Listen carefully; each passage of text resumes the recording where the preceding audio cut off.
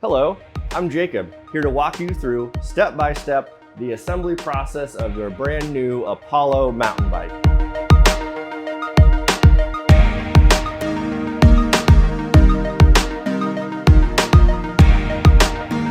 Now I have the Orchid full suspension mountain bike here today. It's a 26-inch wheel, but any of the other mountain bikes will have the same assembly steps, so you can follow along with them as well.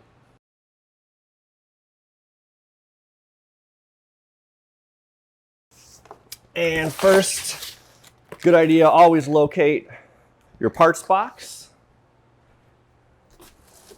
And I don't think we have anything else loose lying in here.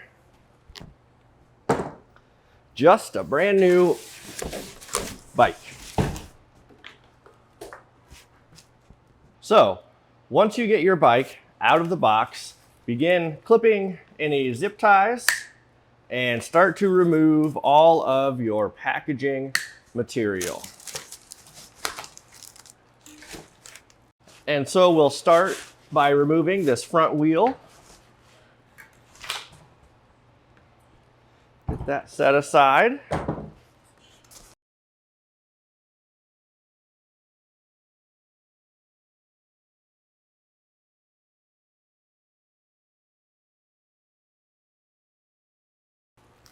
And this is a great place to have that box right on standby for garbage.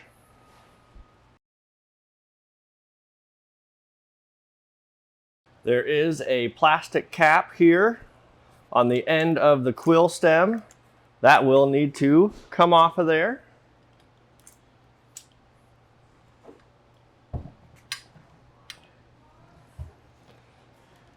And before you insert that stem down into your frame, make sure all cables are straight and not tangled. As you can see, that front brake cable was twisted around, so I had to straighten that fork all the way around. And once all those cables are free and clear, untangled, do take a little bit of grease, insert it down into the steering column of the bike, as well as onto just a little bit of your wedge and quill stem.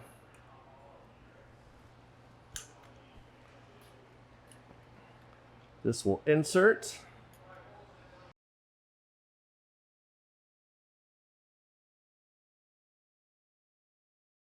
And you may need to take a 6mm Allen wrench, unloosen that just a little bit to create more space down in there. Do not loosen it all the way to take this wedge off, but just for a little bit more play, and that will slide down in there much easier. Also, be aware of the minimum insertion tick marks located on the stem. Insert the stem all the way in until those little tick marks disappear. Then tighten your quill stem back up just a little bit. All right, now let's see what we have in our box of spare parts.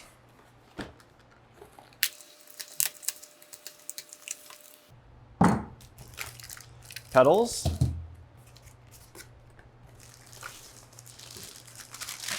a seat or saddle, as well as that seat post, owner's manual, excellent, with full list of instructions. Looks like we've got some reflectors and some brackets there.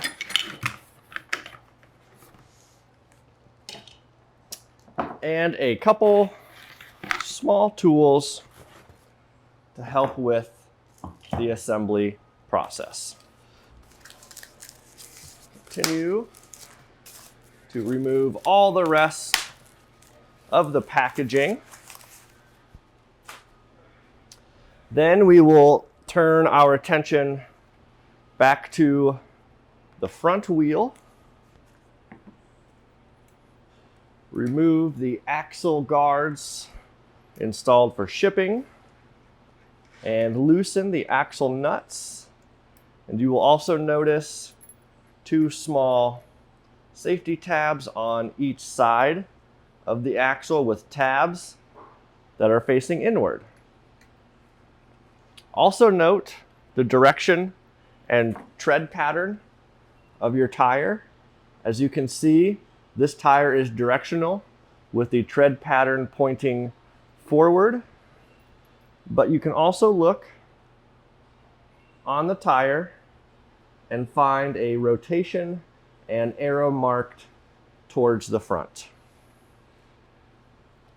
To install the wheel, first undo your front brake, grasp the brake noodle and pull to separate the cable from the fixture on the right brake arm.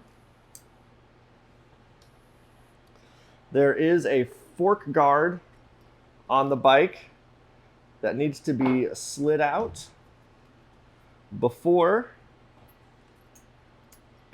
we can insert our wheel. Now this part can be tricky, so if you have someone to help hold the bike or steady the wheel as you guide it in,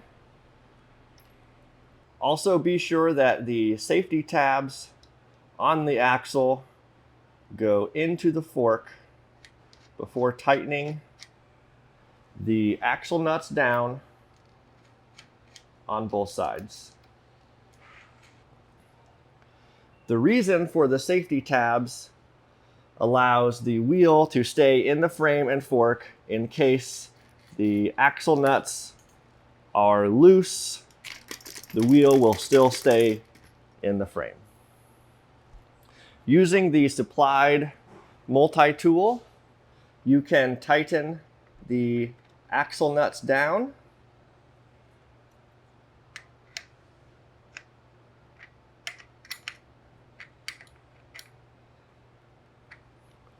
First one side, then the other.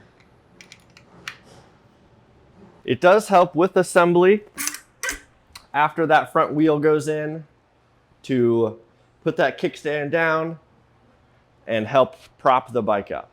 Next, we will install our seat on the bike. Again, just like with the stem on the front of the bike, you will want to be sure to add a little bit of grease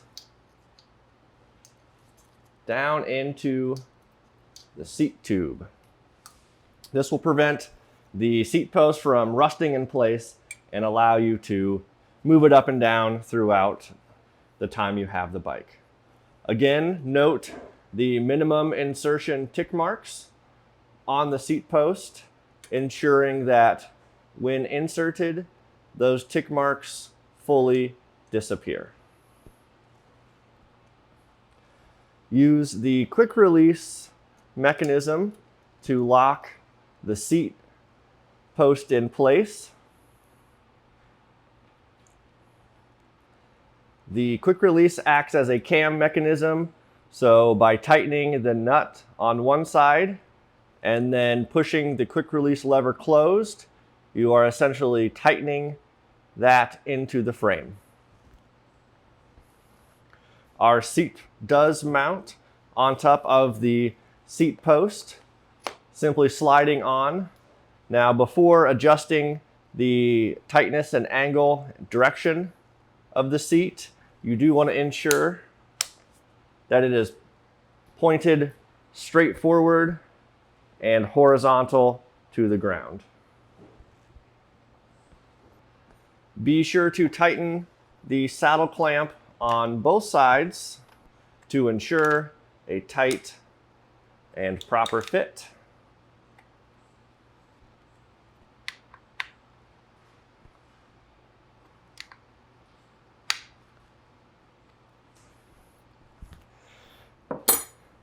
And I'll tighten the seat post clamp a little bit more. Keep that held in place and pointed forward with the bike. There we go. Moving back to the front stem of the bike, again referring to our tick marks, we will take the supplied 6mm Allen key and tighten this stem fully. Next, we will turn our attention back to the front brake. In order to re-engage the front brake, we will want to pull our brake noodle attached to the left brake arm all the way while simultaneously pushing the right brake arm in and being able to slip the cable of the brake just through the small slit on the anchor point before catching on the neck of the brake noodle. Now it is important to adjust your pad positioning on the brake. As you can see, this brake pad is much lower and only contacting just the bottom portion of the rim. Using a 5mm wrench, one of which is supplied, you will just loosen the nut on the back of this brake pad, allowing it to pivot and spin. We will then reposition this brake pad so it is fully contacting the rim, and then retighten the brake pad down. Double check and ensure that the brake pad is fully contacting the rim. Repeat the same process on the opposite side, and as you can see, we are touching the tire on this side. So I will once again loosen that brake pad just a touch. We will bring this pad back to the correct position before retightening. The final step of any brake adjustment is always to be sure that the brake pads are center. When squeezing this brake, you'll notice that the right brake arm has space between the pad and the rim, while the right is contacting the rim. We will first tighten the spring tension screw in on the side of the brake arm that needs more tension to be pulled away from the rim. Noticing that it moved just a little bit, we will recheck and make further adjustments, including loosening the spring tension on the opposite brake arm if needed.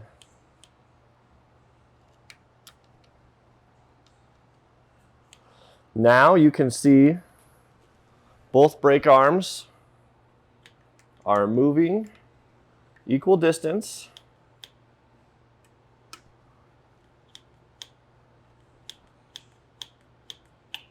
With the brake pads making proper contact on the rim.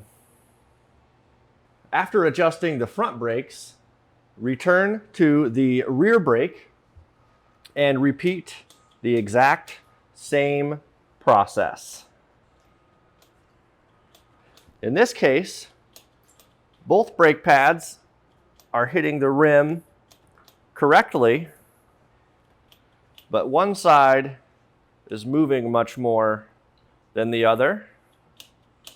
So I will increase the spring tension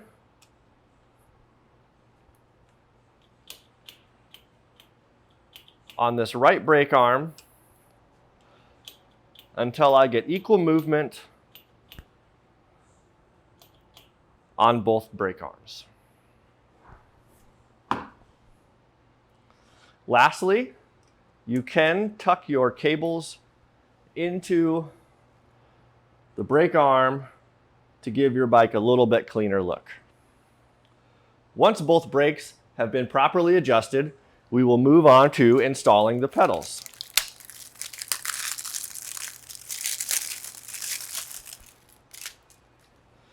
Before installing the pedals, do note that the right side pedal is normal right threaded and the left side is opposite threading.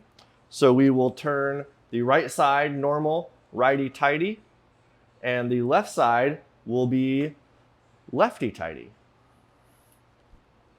Again, grab some grease, apply that to the threading on both pedals to keep them from seizing or rusting onto the bike. We do have the pedals marked, one left and one right. So the pedal marked right goes onto the right crank arm on the drive side of the bike.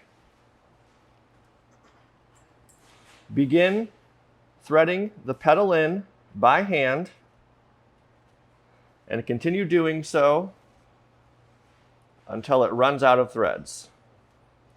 It's very important to begin threading pedals by hand, as you do not want to cross thread them. Finally, using the supplied multi-tool, fully tighten the pedal into the crank arm. The left pedal is threaded opposite and is marked with the L sticker. However, if that does disappear, you'll notice this pedal does have these grooves on the shaft of the spindle, whereas the right pedal does not. Threading in by hand to the left.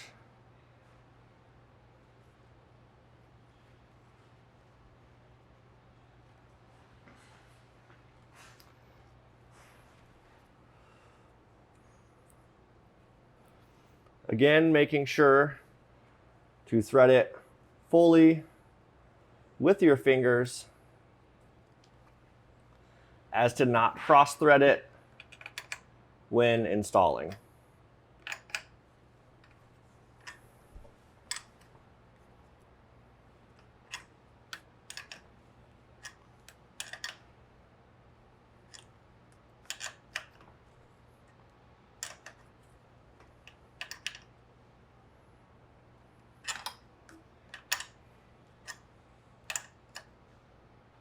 Once pedals have been installed, we will move on to the derailleur system and shifting mechanisms of the bike.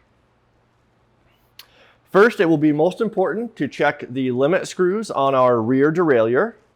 To do this, we will shift the bike up into the lowest gear or largest, most inner cog on the rear freewheel on the back of the bike.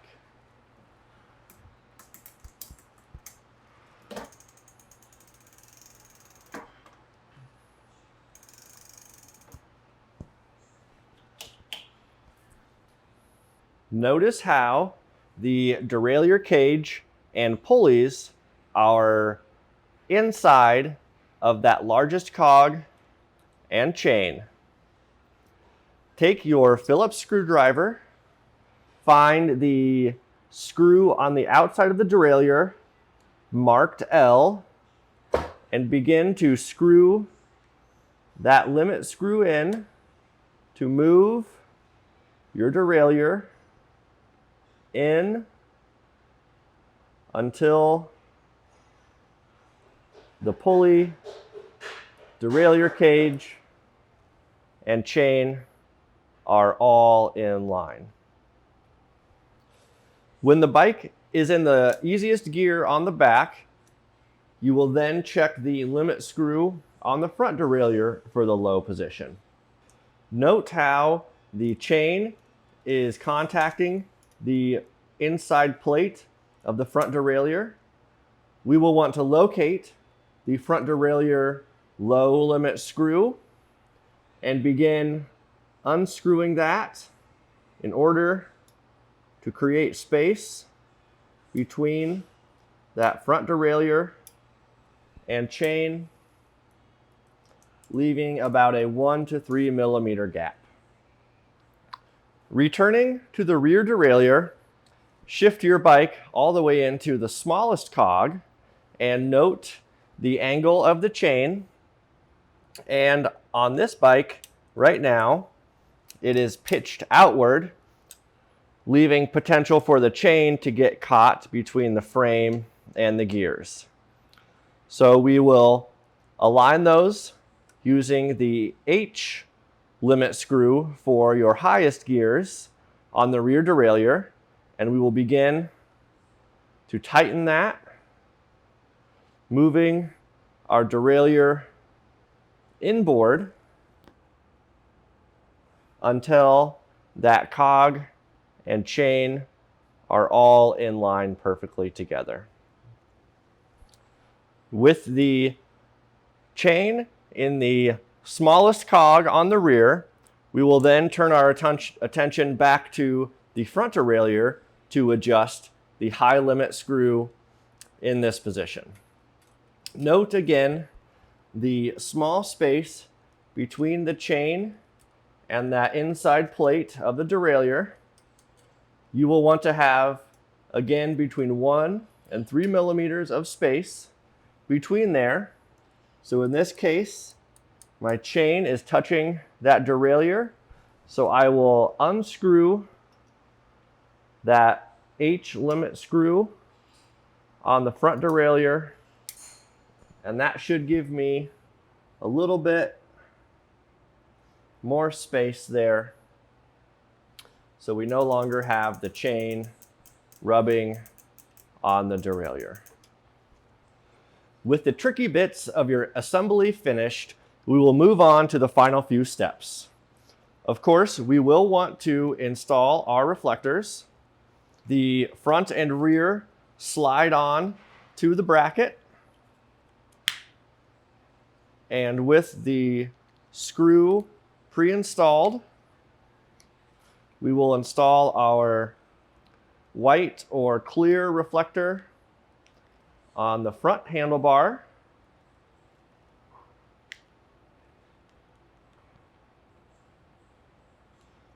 Ensuring that it is pointed forward. And of course, the red reflector goes on the rear, mounted around the seat post, pointed back. Finally, the last step of your assembly is to put air into the tires. Both tires have a PSI rank of 50 PSI, and then you are ready to ride. Have fun!